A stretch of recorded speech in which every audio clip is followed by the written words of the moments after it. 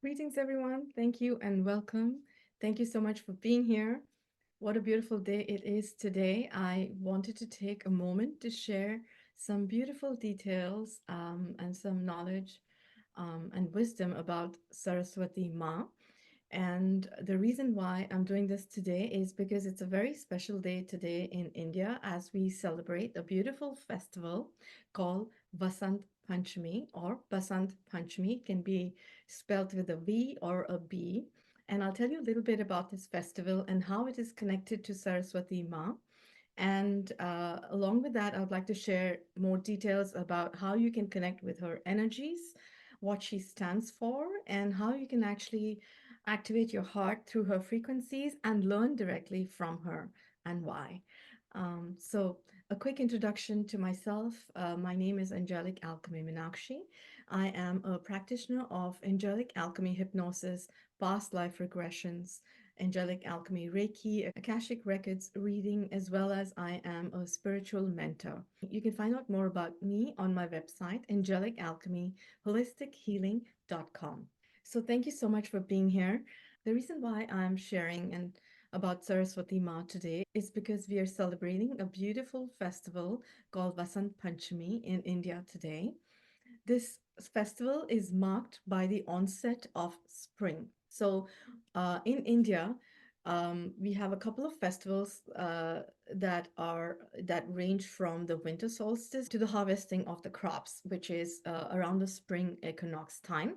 And it's really beautiful how, our culture, race, and civilizations have actually followed their own beautiful calendars. We do follow the lunar calendar in the Vedic culture. So, one of the festivals that we celebrated in the month of January, around January 14th or 15th, um, was to celebrate the passing of winter solstice. And traditionally, for the agriculture and harvesting for the crops, that is the time when the seeds are sowed. So that is the festival when that is celebrated for the passing of the winter solstice, traditionally when the seeds are sown for the year. And as we come into February, the middle of February, so it's not always the same date because we follow the lunar calendar.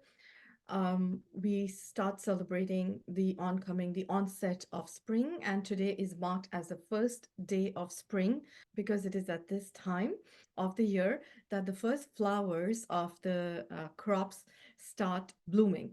And because mustard is a crop which is usually grown, especially in the north of India, the flowers of mustards are beautiful, bright yellow. So the fields are completely yellow in color, and that's why traditionally that is the color that is associated with this beautiful festival.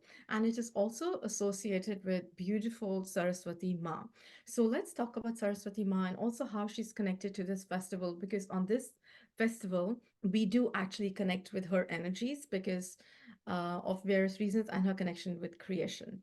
I want to share a beautiful message that Source shared this morning about Saraswati Ma. Here's how they expressed her expression. Her birth is the creation of the universe. In her, the universe is created. She is the embodiment of sacred wisdom, sacred truth, sacred laws.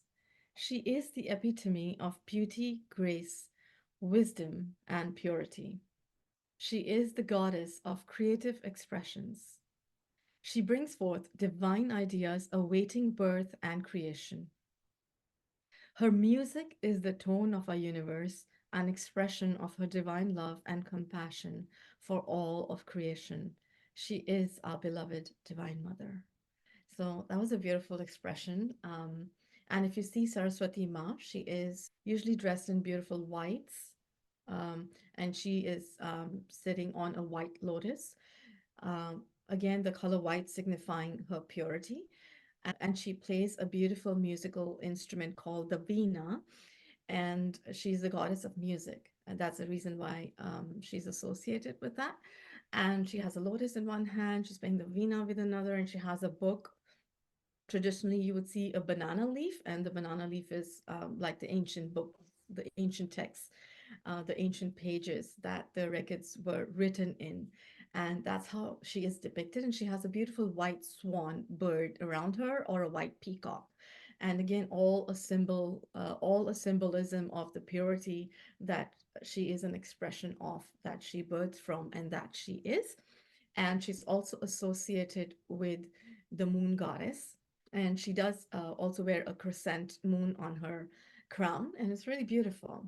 So that's how she traditionally looks. And in my meditation, when I connected with her, it just happened by chance. I did not make any intention to see her, but she just stepped forth, and I just saw her. I did not have any conversations at that point with her, but it was beautiful to connect with her energies because it was really deep. So it just kept moving on.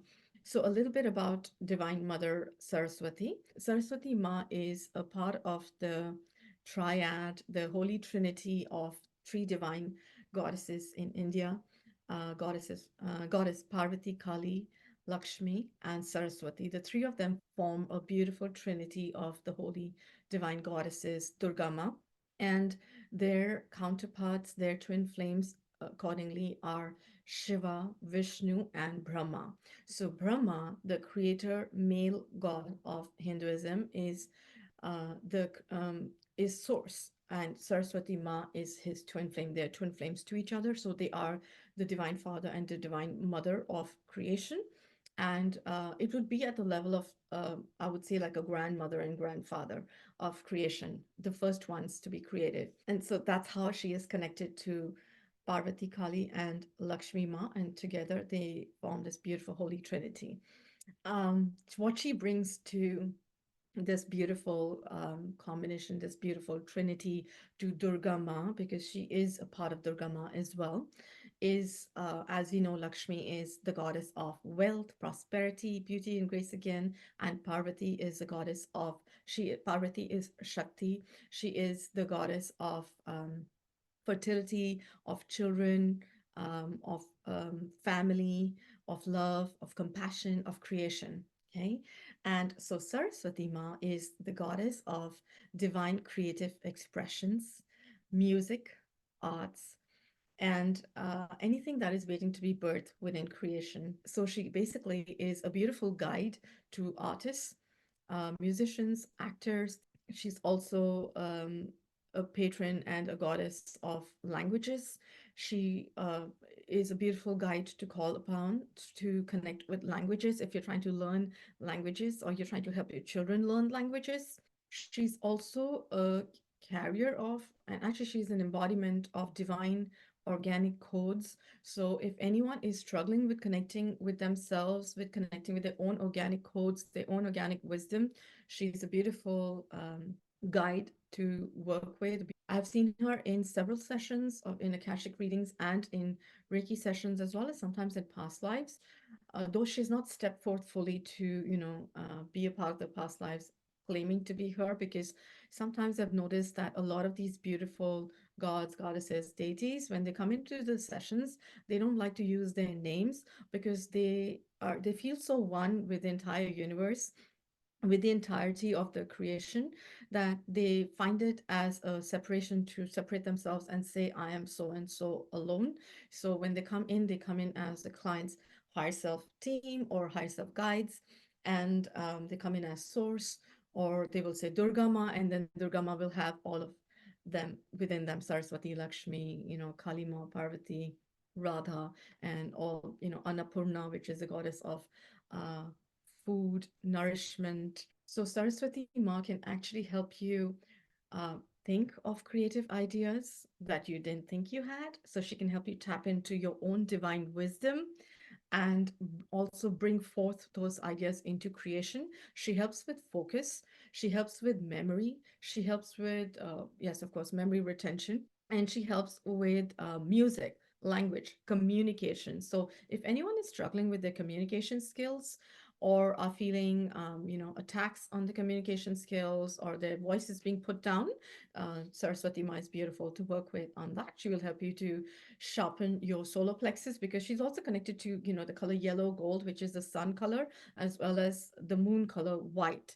Um, so you can connect with her to connect with your solar plexus to activate and further expand your solar plexus and, of course, the heart energies, because she is the divine mother, the throat chakra, because she is a communicator. She's a goddess of communication, learning, and languages as well.